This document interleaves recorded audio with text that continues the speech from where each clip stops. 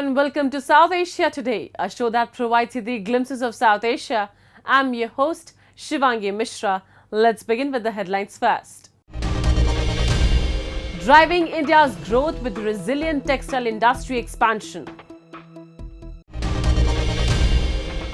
Locals in Karachi express frustration amid increasing inflation.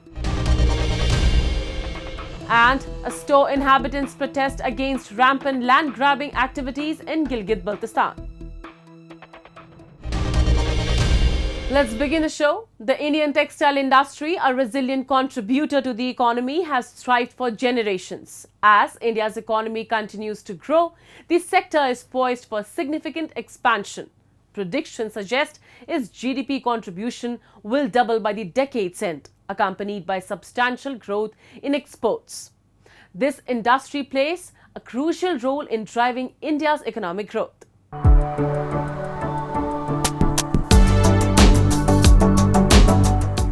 The Indian textile industry has long been a cornerstone of the nation's resilient economy, providing ample opportunities for local and global businesses alike. As India's economy advances towards $5 trillion mark next year and projects to reach $7 trillion by 2030, the textile sector is poised to significantly expand its manufacturing capacity. Projections suggest that the textile industry's GDP contribution will double, rising from 2.3% to approximately 5% by the end of the decade.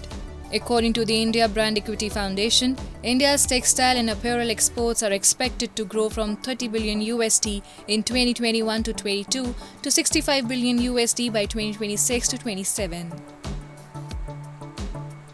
To further boost textile exports and solidify India's global leadership in the sector, the government has implemented several export promotion policies and opened the sector to 100% foreign direct investment.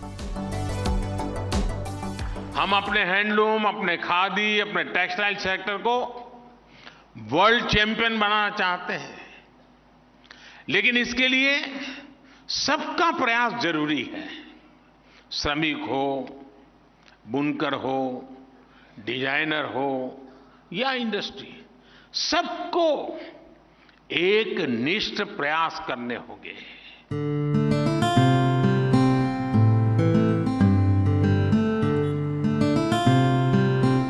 Surat, a city located in western India, stands as Asia's largest textile market, hosting some of the country's largest textile industries, driving the manufacturing sector. One notable player is the Lakshmipati Group, renowned for its high-quality man-made fabrics and a diverse range of clothing including saris, kurtis, gowns and shirts, catering to a broad customer base.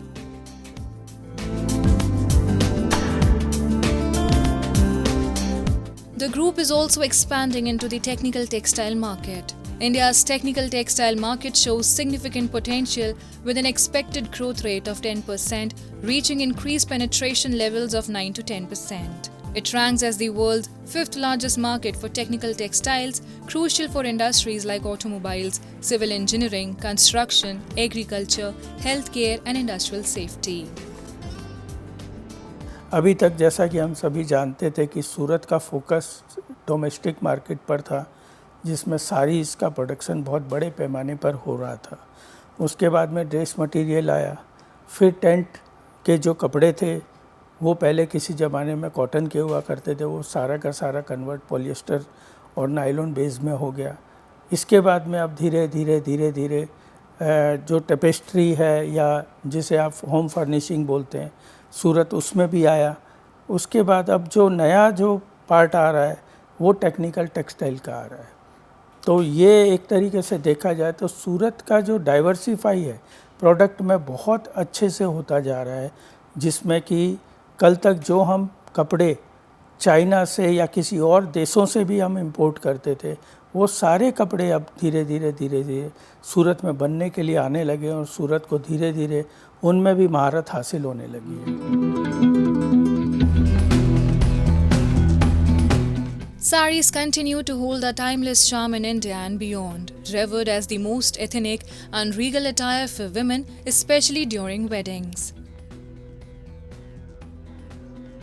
Neeta Ambani, founder and chairperson of Reliance Foundation, highlighted this charm by visiting Varanasi city to place a substantial order of exclusive handcrafted Banarsi sarees ahead of her son Anant Ambani's wedding ceremony. This gesture underscores the country's commitment to preserving traditional handlooms alongside advancements in textile technology. With increasing consumerism and disposable incomes, India's retail sector has experienced rapid growth over the past decade. The future of India's textile industry appears promising, driven by robust domestic consumption and growing export demand. From spinning wheels to modern rapier looms, India's textile industry has made significant strides, playing a pivotal role in fostering national and global economic growth.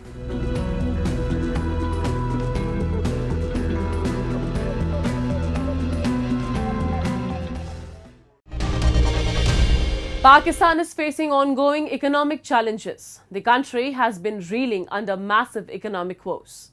Despite the transition to a new government, recent weeks have seen a surge in the prices of essential commodities such as electricity, gas, petrol, food and clothing, thereby elevating the cost of daily necessities for the populace. This surge in inflation has hit the hardest the families of salaried and middle-class individuals. 2023 was a tumultuous year for Pakistan. Mass protests, political instability, terrorism, economic crisis, the country saw it all.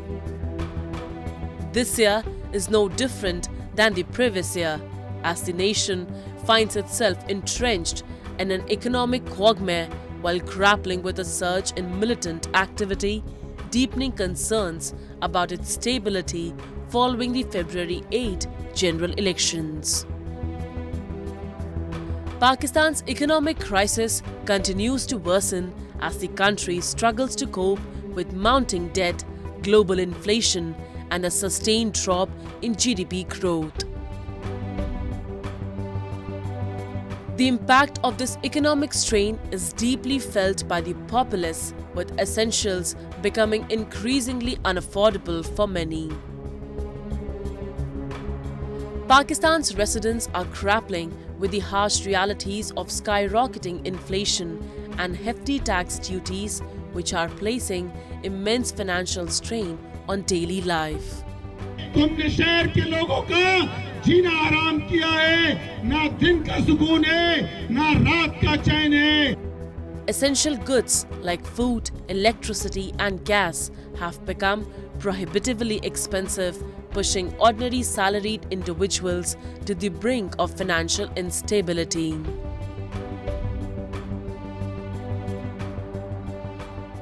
महंगाई जो है वो इंसान को इस वक्त जीने नहीं दे रही है. इंसान की जो ज़रूरत है, बिजली, पानी, गैस और अशिया खुर्द-व-नोश्त, वो इंसान की सैलरी पर्सन की ख़ास तौर पे दस्तरस से बाहर हो गई है. अब ये अगर ज़रूरी घर में बिजली नहीं होगी, खाने पीने की अशिया नहीं होंगी, वक्त पे तनख्वाहें नहीं होंगी, हर चीज़ में इंसान जो है वो तनख्वाहदार तबका जो है वो बुरी तरह से पिस रहा है. और इसकी वजह जो है वो हुकूमत की, इदारों की नाअहली है. Compounding these challenges is the weighty tax burden imposed by the government. Increased tax on a wide range of goods and services have further strained the budgets of ordinary citizens. Many criticize the government's inefficiency in managing these economic pressures. Despite policies aimed at stabilizing the economy, the anticipated relief has failed to materialize, leaving the public to bear the brunt of these shortcomings. कोई ऐसी अशिया नहीं है जिस पर tax ना हो. आप घर के इस्तेमाल की दालें ले लें, चावल ले लें, आटा ले लें, इवन के जो वॉशरूम में इस्तेमाल होने वाली चीज़ें जिसमें साबुन है, उसमें भी हम 3 से 5 रुपए एक साबुन के पीछे टैक्स दे रहे हैं. शैम्पू है, सर्फ है, कोई ऐसी चीज़ नहीं है जिस पर टैक्स ना हो. बिजली का बिल है, उसमें टैक्सेस हैं, एक्स्ट्रा टैक्सेस हैं. गैस का बिल है, उसमें टैक्सेस हैं. हर चीज़ पे टैक्स है, लेकिन रिलीफ कहीं पे भी नहीं है. ये हुकूमत वक्त की नाअहली है। In June 2024, Pakistan's inflation rate surged to 12.6%, up from 11.8% in May 2024, reversing a downward trend observed over the previous 5 months. This rise coincides with the conditions imposed by the International Monetary Fund as parts of its financial aid program. These conditions require Pakistan to cut government spending, remove subsidies, increase taxes, and devalue the currency. While these measures aim to stabilize the economy, reduce debt, and foster long-term growth, they have resulted in immediate challenges such as soaring inflation rates. Now we take a look at some happenings in Asia in a segment called Asia Watch.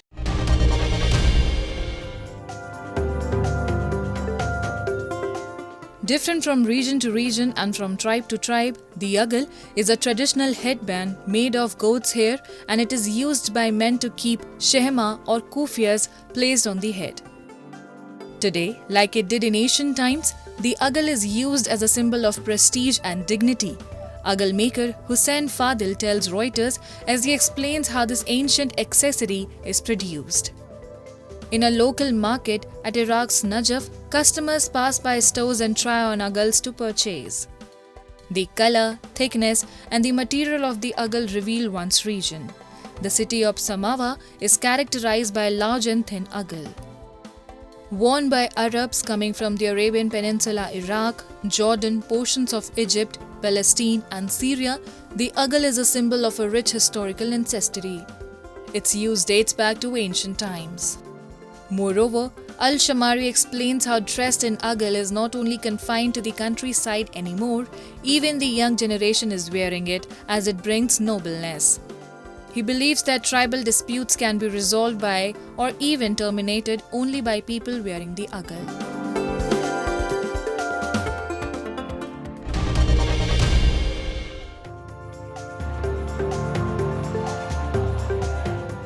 Armed cadres and activists of Bangladesh ruling Awami League, along with its associated student wings, took to the streets nationwide on Tuesday to counter protesters demanding the removal of the quota system in government jobs.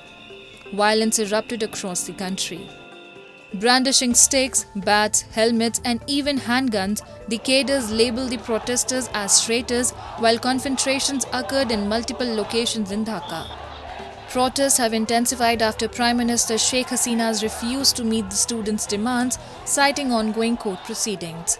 Since her party supporters have gathered and confronted the demonstrators who had blocked major thoroughfares in Dhaka, demanding a revision of the government job quota system. They are the first significant protest against Hasina's government since she won a fourth straight term in January. The protesters are angry over public sector job quotas, including a 30% quota for family members of freedom fighters from the 1791 War of Independence amid high youth unemployment.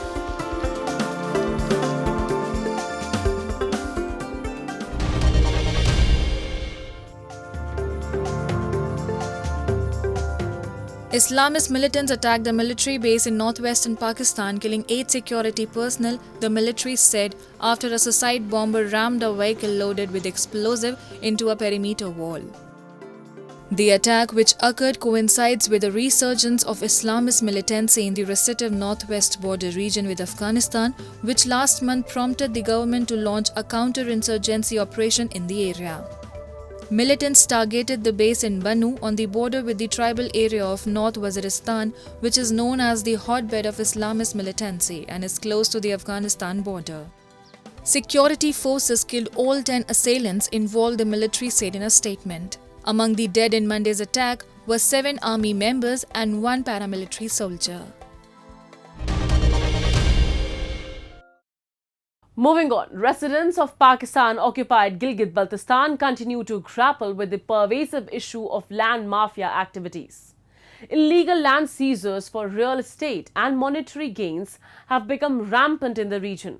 Recently, residents of Upper Store protested at the Gilgit-Baltistan Press Club, condemning the encroachment of their common grazing lands. Protesters accused local officials of collusion with land mafias and illegally encroaching their lands.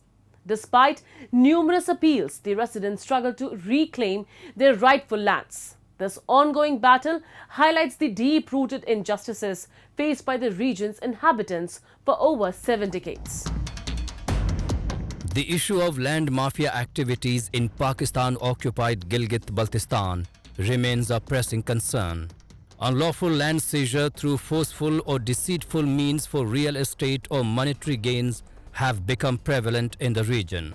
Protesting against one such incident in Upper Astor, many residents wielding placards and chanting slogans held demonstrations at the Gilgit-Baltistan Press Club. According to the accounts of the inhabitants, several common grazing lands in Upper Astor have been encroached upon by the land mafias active in the area. हमारा जो इलाका है वो 5 गांवों पर मुश्तमिल एक चरागाह है और वो चरागाह हमारे ही इलाके के, हमारे ही सन अफसाइल, हमारे ही भाई, एक ही ख़ानदान के 3 या 4 अफराद हैं। उन पर मुश्तमिल एक गिरोह ने 2009-10 में जो इंतकाल हुई थी, उस इंतकाल को उन्होंने मनसूख करके रात की तारीकी में अपनी मदद आप और उस वक्त के महकमे के चंद काली बेड़ियों की मिली भगत से उन्होंने इलाके के चरागे को अपने नाम पे करने की कोशिश की। और एक चीज़ मैं यहाँ पे क्लियर कर दूँ, ये किसी इदारे के लिए उन्होंने सेटल नहीं किया, बल्कि अपने लिए 3-4 लोगों पर मुश्तमिल ख़ानदान के लोगों ने अपने ही नाम कराया हुआ है। और वो हिस्सा और वो खित्ता जो उन्होंने अपने नाम पे किया हुआ है, वो इलाके के 5 गाँवों का मुश्तरका चरागाह है। The testimonies of the protesters highlight the injustice and frustration experienced by local communities who are denied access to their own lands. Despite their regular appeals to authorities, many face challenges in reclaiming their rightful land and accuse authorities of colluding with land mafias in the encroachments. हम इन तमाम चीज़ों को मद्देनज़र रखते हुए हमने मुतल्लिका जो महकमा है, महकमे माल और उसके साथ जो कंसर्न इदारे हैं, उनसे हमने 12 अपील की, दरखास्तें दी। उस वक्त भी अभी भी चंद ऐसे लोग इन्वॉल्व हैं जो उनके साथ मिले हुए हैं, जो माफिया है, लैंड माफिया, उनके साथ मिले हुए हैं। वो अभी भी हमारी जिस किस्म की भी कोई एप्लीकेशन जाती है, वो उसको वहाँ से गायब कराते हैं। ज़मीन को भी अपने नाम पे किया और साथ में जो मिल्कियती ज़मीन थी, जो मालिकान थे, वो मालिकान को पता ही नहीं हमारी ज़मीन है कि नहीं। अब जब वो जाके अपनी ज़मीन में खड़े हो जाते हैं तो उस ज़मीन से उन्हें बेदखल किया जाता है। लिहाजा फॉरेस्ट कमांडर और चीफ सेक्रेटरी साहब से हमारी गुजारिश है या वो हमारे लिए मुतबादिल कोई जगह दे दें, अगर नहीं दे सकते हैं वो तो वो फिल फॉर इस सेटलमेंट को मनसूख करें और उस सेटलमेंट में मुलविस जो अनासिर थे उनके खिलाफ फौरी इक़दाम करें और उनके खिलाफ जो है वो महकमाना कार्रवाई होनी चाहिए। The protest against land grabbing in POGB reflects the residents' ongoing struggle against the encroachment of the land mafia. It has been over 7 decades since the residents of Pakistan-occupied Gilgit-Baltistan have been facing such injustices. Pakistan itself is the chief illegal encroacher in Gilgit-Baltistan. In such a scenario, protests against the stooge administration in the region are just manifestations of the anger the residents have held against them for decades. Mangoes, often called the king of fruits, are a global favorite, with Indian mangoes particularly celebrated for their exquisite taste. As the largest producer, India exports vast quantities of mangoes worldwide. Among the many dedicated farmers, one extraordinary individual has achieved the remarkable feat of growing over 300 varieties on a single tree.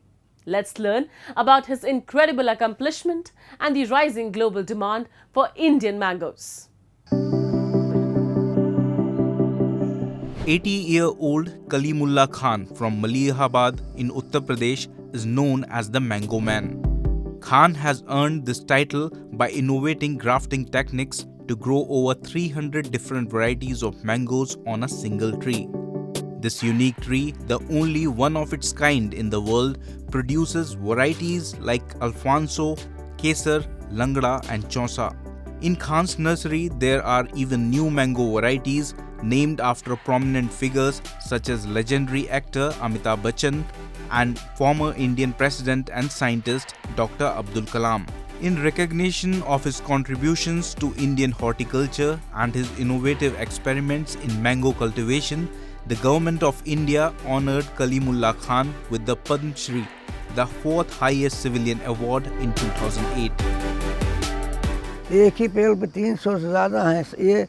ये नाबालिग उम्र में हमने शुरू किया था। अब ये सन 1987 से इस पेड़ पर काम को शुरू किया हमने, क्योंकि पेड़ वो जब सूखा है तो दिमाग में बड़ा बेचैन था दिमाग, और दिमाग में वो हर वक्त यूँ समझो नाचा करता था, पेड़ बना करता था। उसमें सब सूरज शक्ल जैसे मानता था हमें दिख रही है, बोल रही है, इस रंग की कैफियत हमारी रहती थी।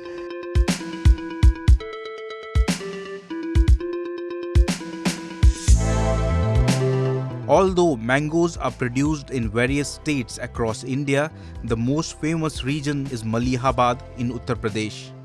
Mangoes from this region are loved worldwide for their exceptional taste and delightful aroma. The climate and soil in this area are perfect for mango cultivation, leading to the mass production of various mango varieties. During the summer season, this region is bustling with mango harvesting activities and markets. From these markets, mangoes are exported in large quantities across the country and the world. The Dasahri mangoes from this area are particularly well known, and Malihabad mangoes always have high demand in international markets. Malihabad की जो दशहरी है वो अलग ही type की दशहरी है। मलिहाबाद की जो ज़मीन है वो दशहरी, मलिहाबाद में दशहरी बनी है, यहीं पैदा हुई है, पूरे दुनिया में जा रहा है। आपके गल्फ कंट्रीज़ में जा रहा है, जर्मनी में कल पता चला है, जर्मनी में शायद जा रहा है, और भी कंट्रीज़ में जा रहा है।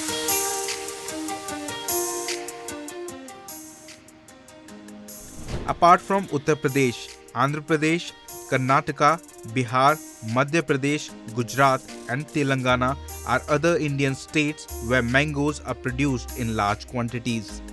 India is a leading exporter of fresh mangoes worldwide. According to statistics, India exported approximately 23,000 metric tons of fresh mangoes valued at $48.53 million during the year 2022-23.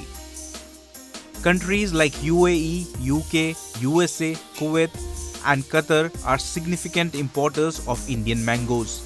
The demand for Indian mangoes continues to rise abroad, with many countries including Germany preferring Indian mangoes. I'm very excited because everybody knows how much I like mangoes, and when you go through European supermarkets in Germany or elsewhere, basically the main mangoes you find are from Brazil or West Africa, and I think Europeans deserve to have the good mangoes coming from South Asia, from India in particular. So what we have now is indeed the first batch of mangoes from North India. It's Malda, it's Dusheri, it's Chausa, coming to Belgium as a first country. Various states in India host annual mango festivals where traders and producers showcase and sell variety of mangoes. These festivals highlight the country's passion for mangoes. Additionally, the government is taking several steps to boost mango production and exports, ensuring that Indian mangoes continue to dominate global markets and significantly contribute to the nation's economy.